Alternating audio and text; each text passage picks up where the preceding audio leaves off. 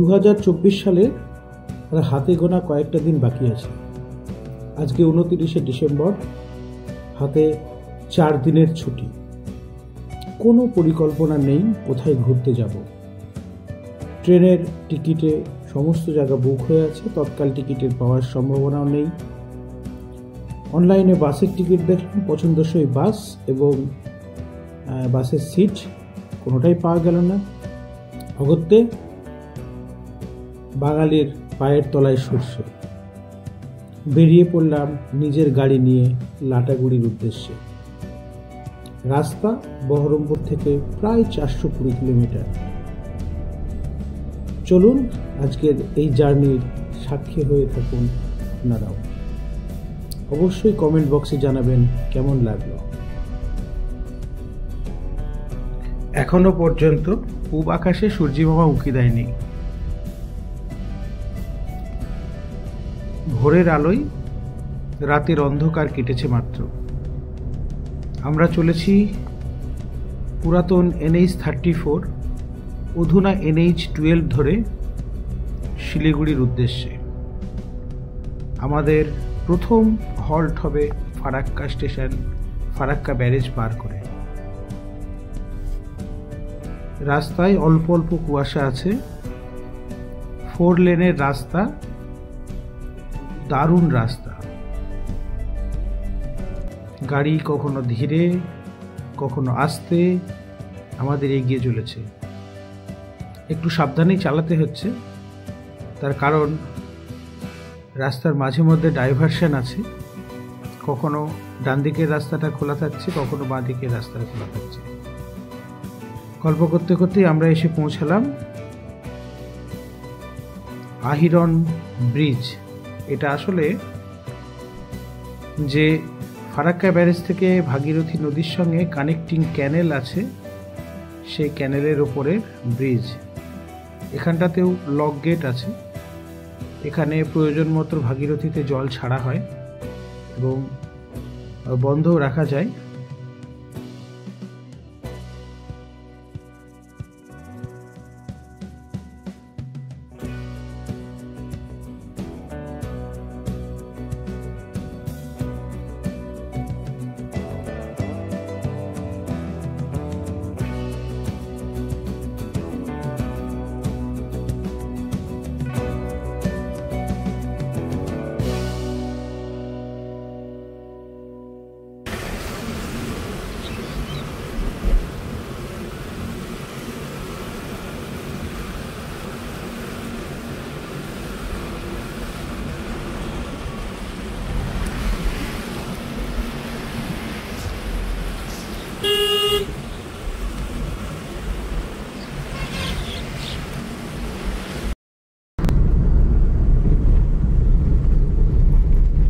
সকাল 7টা, সূর্য উঠে পড়েছে। আমরা ফারাক্কা ব্যারেজের উপর দিয়ে যাচ্ছি।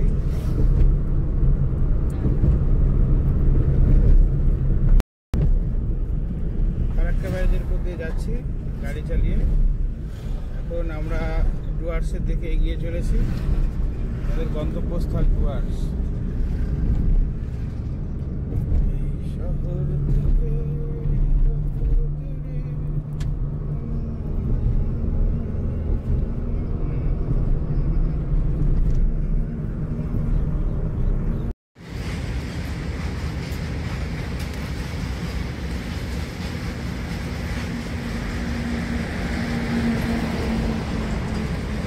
এখন ফারাক্কা ব্যারেজ পার করলাম। ফারাক্কা, সামনে মালদা। ফারাক্কা ব্যারেজে আমরা চলেছি পাস করে। গন্তব্য আমাদের ডুয়ার্স। আমার গাড়িতে করেই তৈরি করেছি ডুয়ার্সের রাস্তায় আমরা মালদা পেরিয়ে এলাম। এখন গাজলে এসে দাঁড়িয়েছি। গাজলে একটা ধাবা, একটু চাটা খাবো, শেষ করে নেব। গাড়ি আমি নিজেই চালিয়ে যাচ্ছি। এই এত বড় ট্যুর এই প্রথম।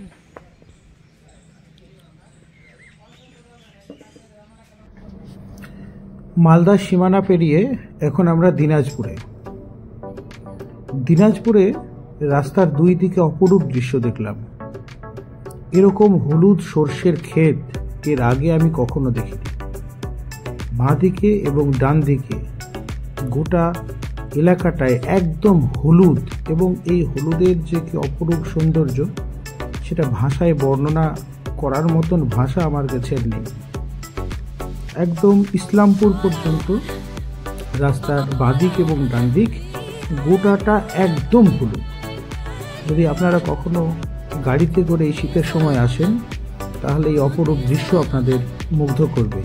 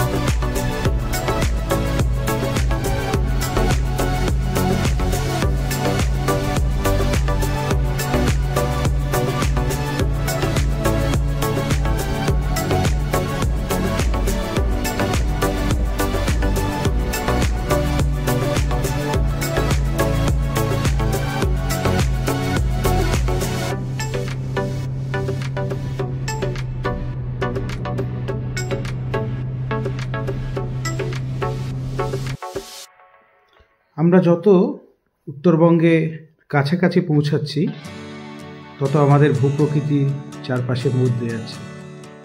আগে ছিল হলুদ সর্ষে ক্ষেত, এখন সবুজ চায়ের বাগান। বাঁদিকে ডান দিকে রাস্তা দুই দিকেই চায়ের বাগান। আমার মনে আছে যে বছর আমি প্রথম দার্জিলিং গেছিলাম, রাতের বাসে গেছিলাম, ভোরবেলায় যখন শিলিগুড়ি ঢুকছে তখন চারিদিকে চা বাগান দেখে রীতিমতো অবাক হয়ে গেছিলাম। এখন সেই চা বাগানের মধ্যে দিয়ে আমাদের গাড়ি যাচ্ছে, স্টিয়ারিং হাতে আমি, পেছনে আমার পরিবার বসে আছে। এ যেন একটা অন্য ধরনের অভিজ্ঞতা। এই অভিজ্ঞতা সচরাচর হয় না। যাই হোক, হঠাৎ করে একদম কোনো প্ল্যান না করে এই সুন্দর দিন আজকে আমরা কাটাচ্ছি। এটা চিরদিন মনের মধ্যে গেঁথে থাকবে। আপনারাও সঙ্গে থাকুন আজকে আমাদের এই যাত্রার সঙ্গী হয়ে।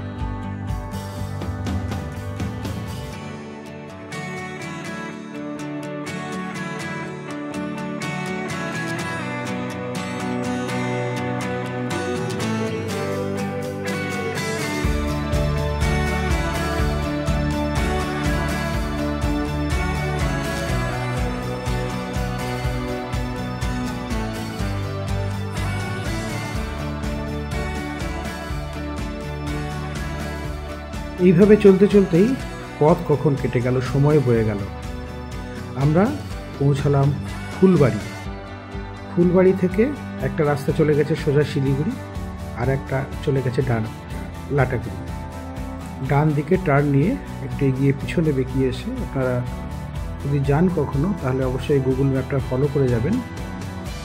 আমরা লাটাগুড়ির রাস্তা ধরলাম, ক্যানেলের পাশ দিয়ে লাটাগুড়ির রাস্তা।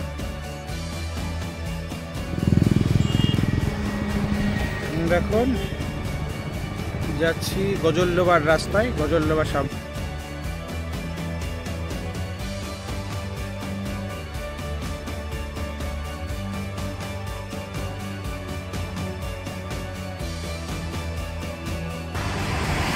এখন ক্যানেলের ধারে দাঁড়িয়ে আছি, ক্যানেল রোড। এইদিকে গজলডোবা, আর এই দিক থেকে এলাম উল্টো দিকে শিলিগুড়ি। এই রাস্তায় আমরা যাচ্ছি, দারুণ রাস্তা, চারিদিকে গাছ, বড় বড় ঝাউবন।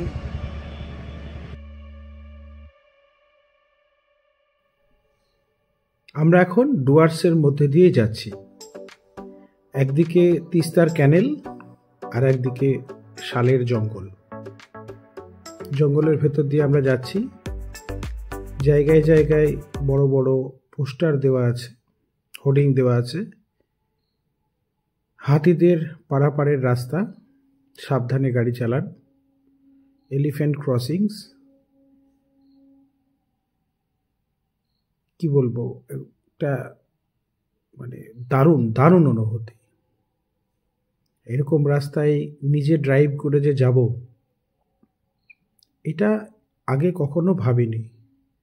আপনাদের মধ্যে যদি কারো গাড়ি থাকে তাহলে লাটাগুড়ি পর্যন্ত কিন্তু খুব সহজেই আসা যায়, কোনো জটিলতা নাই। রাস্তা খুব চওড়া, ভিড় একদম নেই। আমার মোটামুটি 10 ঘন্টা লেগেছিল। আর একটু পার হলেই গজলডোবা। গজলডোবাতে আমরা খানিকক্ষণ দাঁড়াবো, তিস্তার ব্যারেজ। গজলডোবা অবশ্য এখন একটা ভিউ পয়েন্ট, ওখানেও কিছু রিসর্ট আছে, ওখানেও মানুষজন এসে থাকে। আপনাদের দেখাবো, সঙ্গে থাকুন।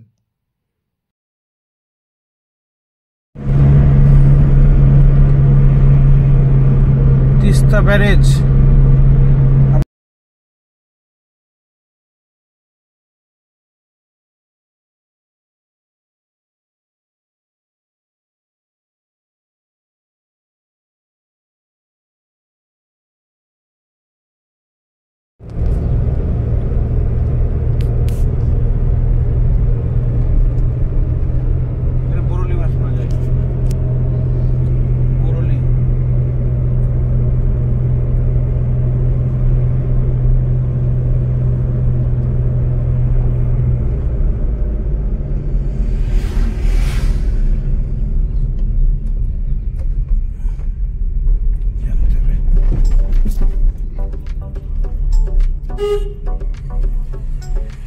দাদা লাটাগুড়ি কোনটা? লাটাগুড়ি সোজা?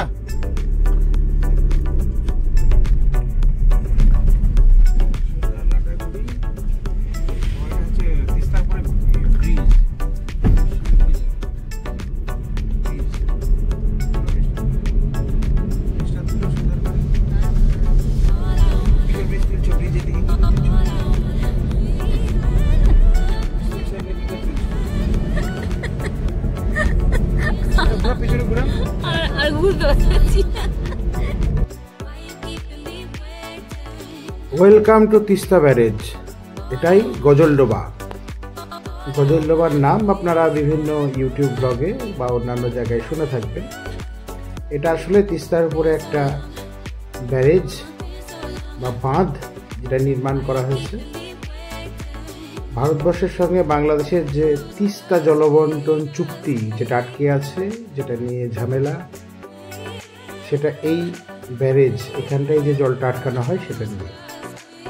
ডান দিকে তিস্তার জল ডান দিক দিয়ে বাংলাদেশে চলে গেছে, আর বাঁ দিকের অংশটা ভারতবর্ষে আছে। খানিকটা ডান দিকে ভারতবর্ষের মধ্যে দিয়েই যাবে। এখানে বাঁধ দিয়ে এই জলকে যে ক্যানেলের পাশ দিয়ে আমরা এলাম, সেখান দিয়ে বিভিন্ন জায়গায় পাঠানো হচ্ছে। ক্যানেল শিলিগুড়ির দিকেও যাচ্ছে, অর্থাৎ দিনাজপুর, দার্জিলিং ডিস্ট্রিক্ট এখানটায় যাচ্ছে, আবার জলপাইগুড়ির দিকে ডান দিকেও যাচ্ছে। কেমন? তো এই জল ছাড়া বন্ধ করা, এটা নিয়েই বাংলাদেশের সঙ্গে হাসিনা সরকারের সময় যে আলোচনা চুক্তি চলছিল, বর্তমানে অবশ্য তার আর কোনো পরিস্থিতি নেই। বাংলাদেশের লোকজন তো ক্রমাগত কলকাতা দখলের হুমকি দিচ্ছে। ভয়ে ভয়ে আছি চিকেন নেক দখল হয়ে যাবে কিনা, তার আগেই ঘুরে যায় গাড়িতে করে। যদি বাংলাদেশের লোক দখল করে নেয় তাহলে তো আর যাওয়া যাবে না, তাই ঘুরে নিলাম। ভয় পেয়েছি খুব। যাই হোক, সে তিক্ততায় যাওয়া ঠিক না। বাংলাদেশেও আমাদের প্রচুর ভালো বন্ধুরা আছে যারা এসবগুলো একদমই চায় না। ভারতবর্ষের সঙ্গে বাংলাদেশের সুসম্পর্ক থাক, এটা আমাদের মতন বাংলাদেশেরও অনেক মানুষ আছে যারা চায়, যদিও তারা এই মুহূর্তে বাংলাদেশের রাজনীতির ক্ষেত্রে খানিকটা কোণঠাসা।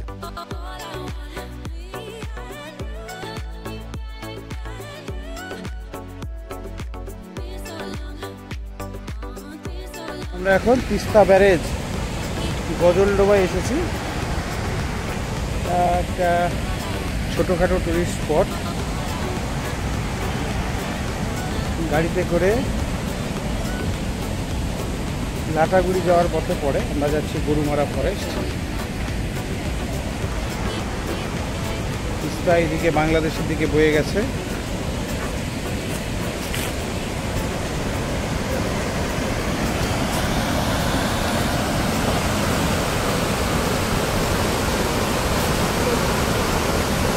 জলস্তর বেশি,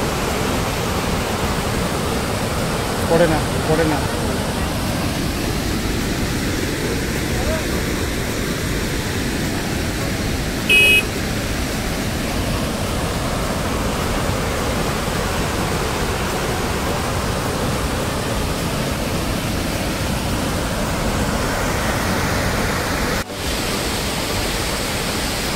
গজলডোবা তিস্তা ব্যারেজ গোল বেগে জল নামছে।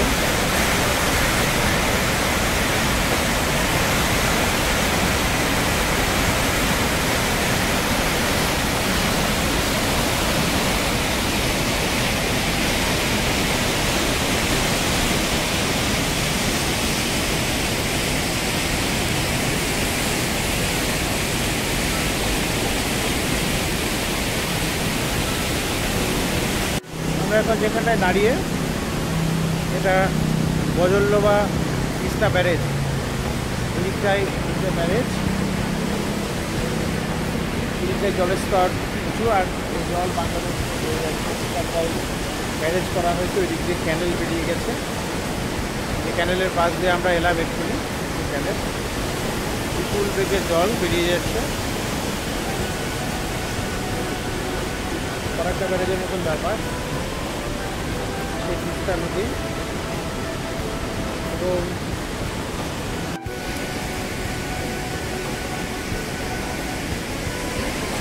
প্রচুর হাঁস চড়ছে।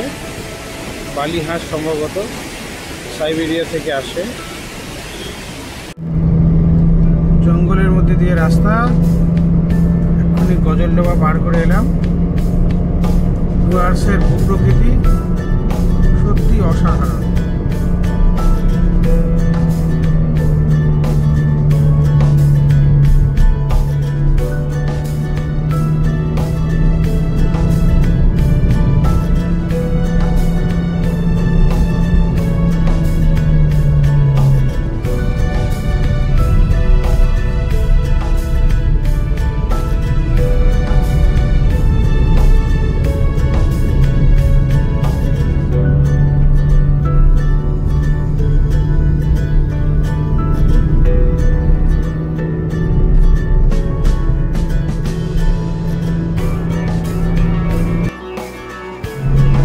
মজার ব্যাপার, আজকে 29শে ডিসেম্বর।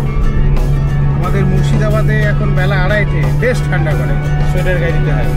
এখানে গরম, রীতিমতো গরম, এবং আমরা ঘামছি রীতিমতো। গাড়িতে এসি চালানোর মতো পরিস্থিতি। আমরা ডুয়ার্সে যাচ্ছি, লাটাগুড়ি। গজলডোবা ছেড়ে এলাম, আর 15 কিলোমিটার লাটাগুড়ি। ওয়েদার রীতিমতো গরম, অদ্ভুত ব্যাপার।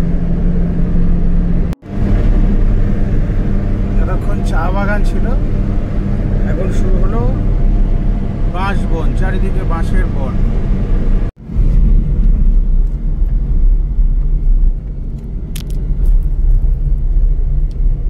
আর সামান্য দূরে লাটাগুড়ি। নদীতে জল নাই, সম্ভবত এটা তোরসা নদী।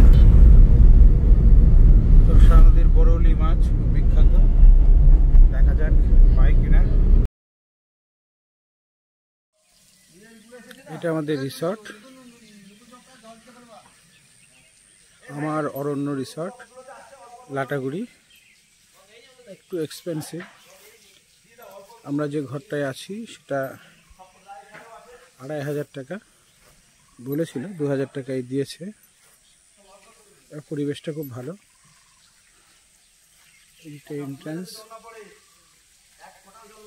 এই নিচের ঘরটাতে আমরা আছি।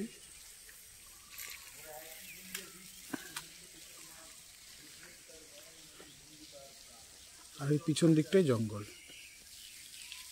পিছন দিকটাতেই হচ্ছে গরুমারা জঙ্গল।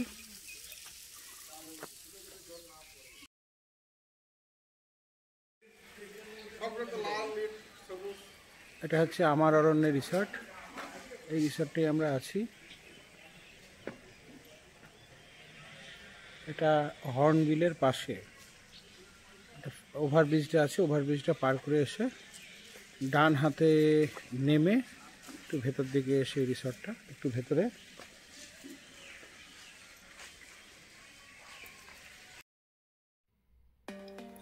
বাঁ দিকে জাতীয় উদ্যান, ঠিক সামনে একটা ব্রিজ পড়বে।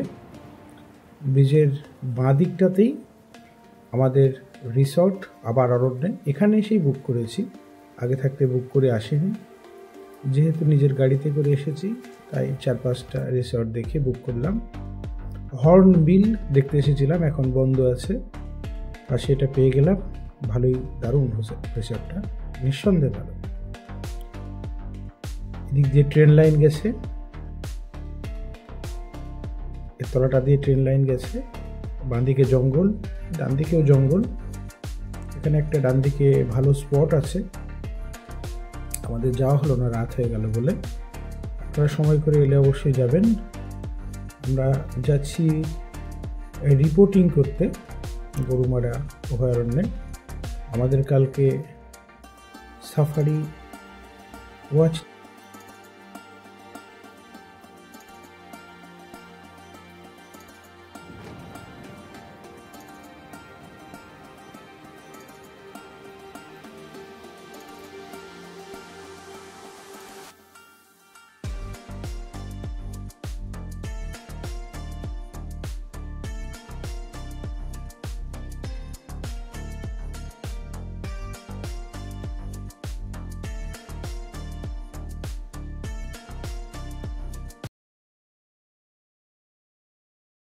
এটা সেই বরলি মাছ ভাজা মাছ।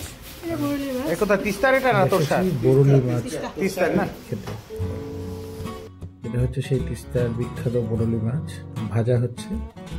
এখানে অনেক দোকান আছে, এরকমই একটা দোকান, সেখানে আমরা গেলাম। বরলি মাছ ভাজা খেতে খুব ভালো, অনেকটা আমাদের পিউলি মাছের মতো, একটু সাইজে বড়। ভোরের আলো ফুটছে, একটু ভয়ে ভয়ে এসেছি। কালকে রাত্রেই লেপার্ড বেরিয়েছিল।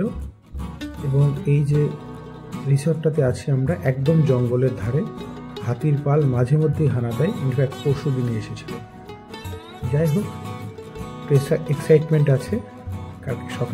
আজকে সকালে যেমন মেদলা ওয়াচ টাওয়ার, কি জন্তু জানোয়ার দেখতে পাই, জঙ্গলের কি রূপ সকালবেলায়, সেটা দেখার জন্য অধীর আগ্রহে অপেক্ষা করছি। আপনারাও দেখতে থাকুন। আবার দেখা হবে, ধন্যবাদ।